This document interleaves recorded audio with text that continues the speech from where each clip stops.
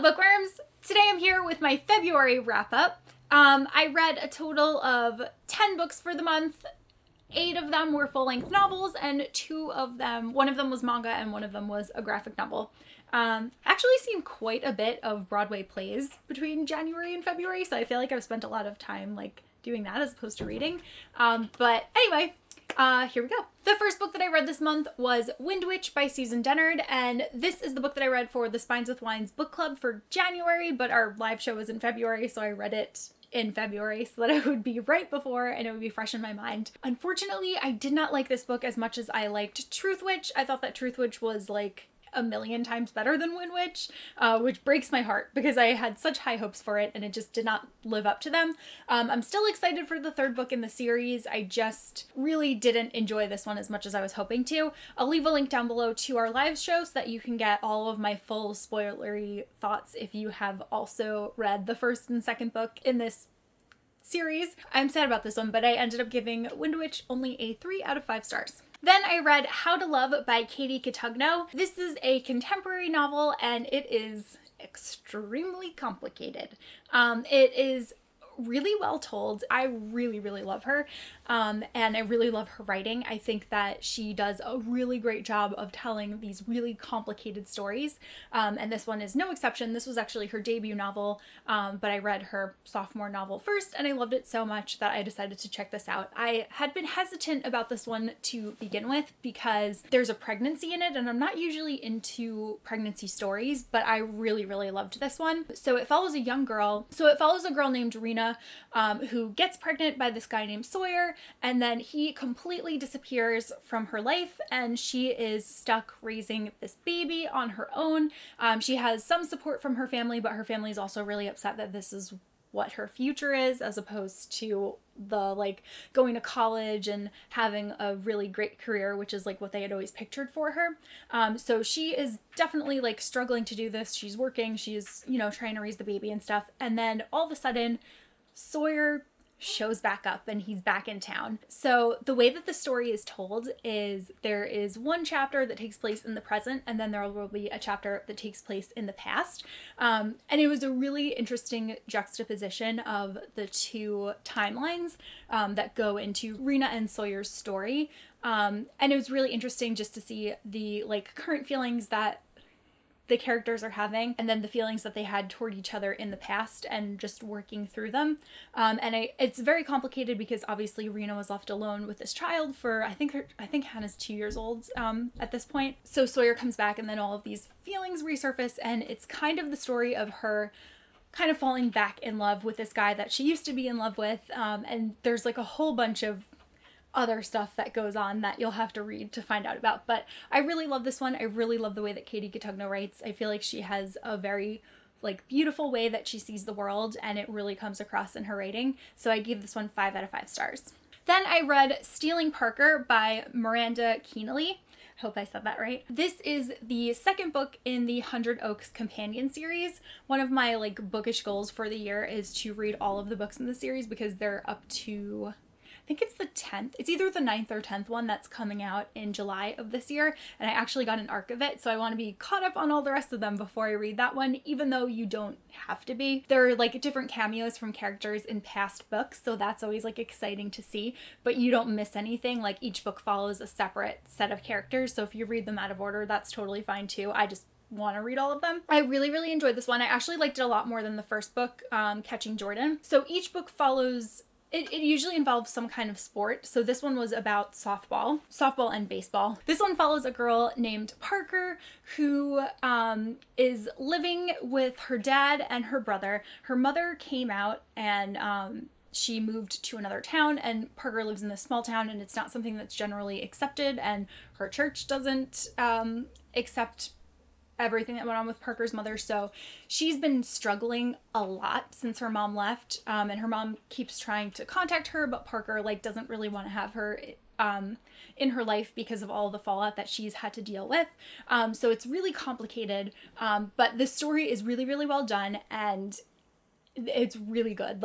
So Parker ends up quitting softball, which was like one of the things that she loved most, but it was her mom that introduced her to softball, so she felt like that was a memory of her and she didn't want to do that anymore, so that's why she ended up quitting the team. But then she becomes the manager of the boys baseball team. Parker is a very complicated person, so she doesn't want people to think that she's like her mother, so she tends to be a little bit more promiscuous when it comes to other guys because she wants to prove that like she's straight, which is obviously like really dumb. She becomes the manager of this team. She kind of gets involved with the coach, who's a teacher at the school, and obviously that's completely inappropriate, and I really, really enjoyed the way that it was done in this story because Miranda Keenly like does a fantastic job of showing you that this is a completely inappropriate relationship. This coach guy is super creepy and like should go to jail, and I just really loved it. And then there's this whole other thing going on, but I don't want to ruin it. And I seriously loved this book so much. And it's also really rare that YA books will talk about the religion aspect, and religion was a huge part of Parker's life,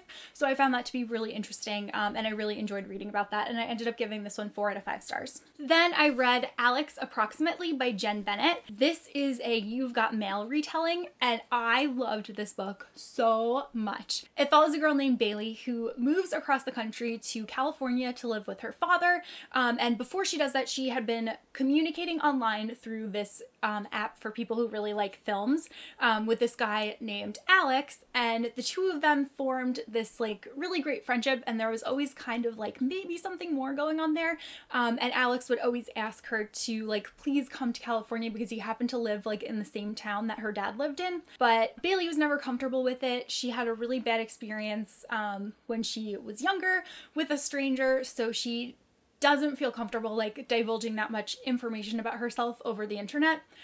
She's definitely a very guarded person with good reason, and she was a really fascinating character. But so she moves to this town. She doesn't tell Alex that she's there, and she gets a job at this museum, and she works with this security guard that she hates. Like, she thinks that he's just the biggest jerk in the world. She cannot stand him. They tell you this in the synopsis. The whole twist of it is that the security guard is Alex, but his name is Porter in the book. And it's just so cute to see their relationship develop in person versus online. And Porter also does not realize that Bailey is who he's been talking to. It's a very, very cute story. There are so many things that are touched upon in this book that also usually aren't necessarily discussed in YA, which I think was really well done. And I honestly just loved it. It's on the longer side for a contemporary novel. It was like, I think it was 400.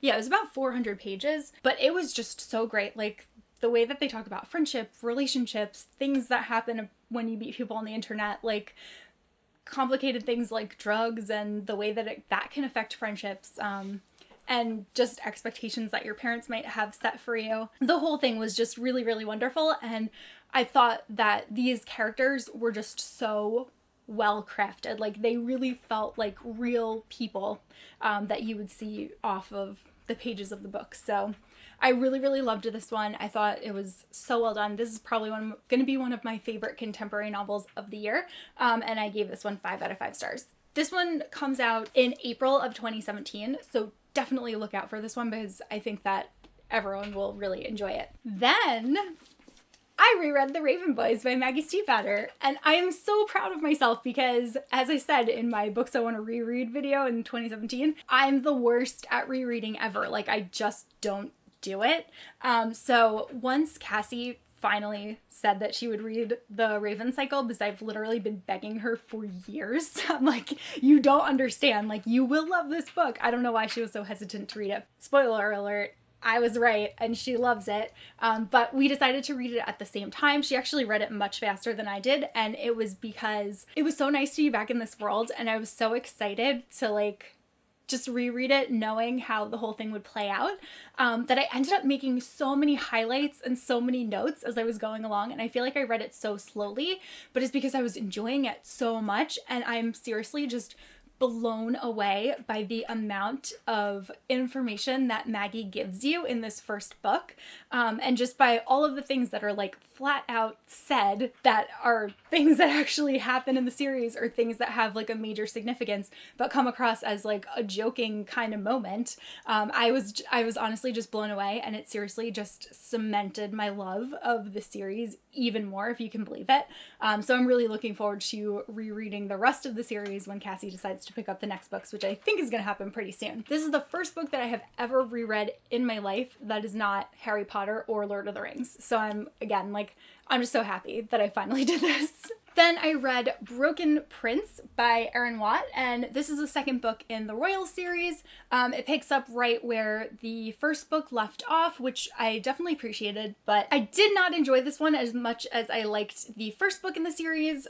This was equally problematic. I think one of the things that I really disliked was that a bunch of the story was told from Reed's perspective, and in the first book we only had Ella's perspective, and I just really don't like Reed's perspective. It was his perspective for like a good 60-ish pages in the beginning of the book, and it took me a little bit to get into it. I was like, oh no, like I really hope this whole book isn't going to be told from his point of view. Thankfully it wasn't. This book just got a little bit crazy. There were things in it that happened, especially at the end, which I totally did not see coming. Actually, Cassie put it the best, but it got very Pretty Little Liars at the end. So when she said that to me, I was like, oh, don't tell me this happens. And then that was a thing that happened.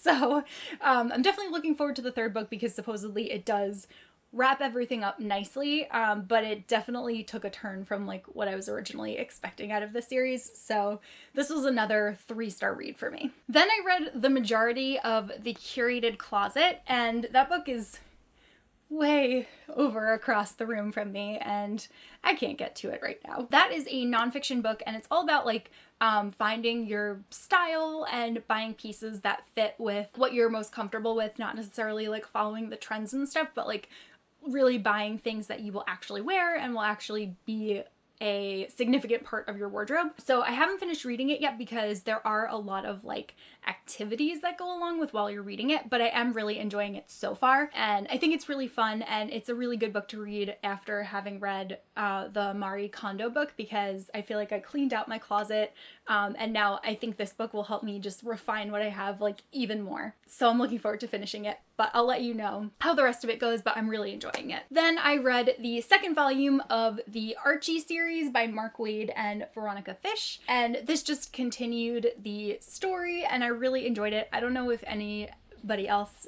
that's watching here has been watching Riverdale, but I am obsessed. Like, I am complete Riverdale trash. I look forward to that show so much. Like, every week I'm like, oh my god, is it Friday yet? Like, I look forward to Friday anyway for the weekend, but now I look forward to it even more because I just can't wait to watch more Riverdale. And I say Friday because I watch it on the CW app the day after because I don't have like cable or anything, but I'm addicted, and I thought that this was a really great second installment of this series. I really love Veronica Fish's art, so I'm really glad that she joined on as the like official artist. Her art just like makes me really happy. And I thought this was really, again, it was really funny. It had a lot of callback jokes to the first volume of Archie, and I just think that it was like really, really well done. And I gave this one 4 out of 5 stars. Then I feel like I struck gold because I read Dark Matter by Blake Crouch, and I loved this book so very much. This is an adult sci-fi novel, and there are times where I tend to struggle with sci-fi. I really love watching sci-fi, but I tend not to like love sci-fi books, but this like blew me away. And I think that part of it was because it wasn't like, it didn't take place in outer space.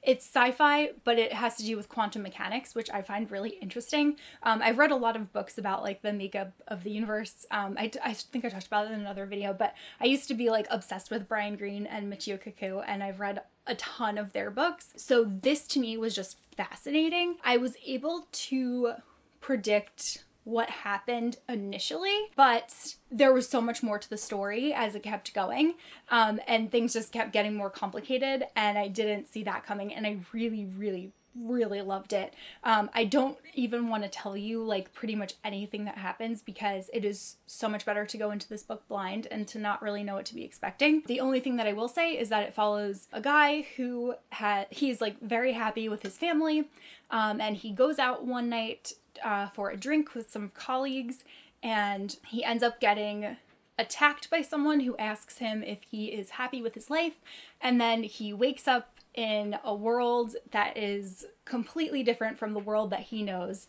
and it's wild. It's a wild ride, so definitely read it. This one definitely I gave 5 out of 5 stars. I love it, and I cannot wait for Blake Crouch to write more books because I'm totally going to pick up everything that he writes. And lastly, I read the 4th volume of Komomo Confissory. This is by Maki Minami, and this is the second to last volume of this manga. I talked about the first couple of volumes when I did read them, but it's a really like cutesy story, and it follows a girl who used to be extremely rich, and then her parents met financial ruin and she had to get a job, and she ends up working for the boy who was the son of the chef that used to work for her family, and the boy always had a crush on her, but she was always mean to him, and then he kind of like bullies her back, and now she's working for him and things are complicated, but they're obviously like in love, and it's just like, it's kind of like a weird story, but I'm really in it for the artwork.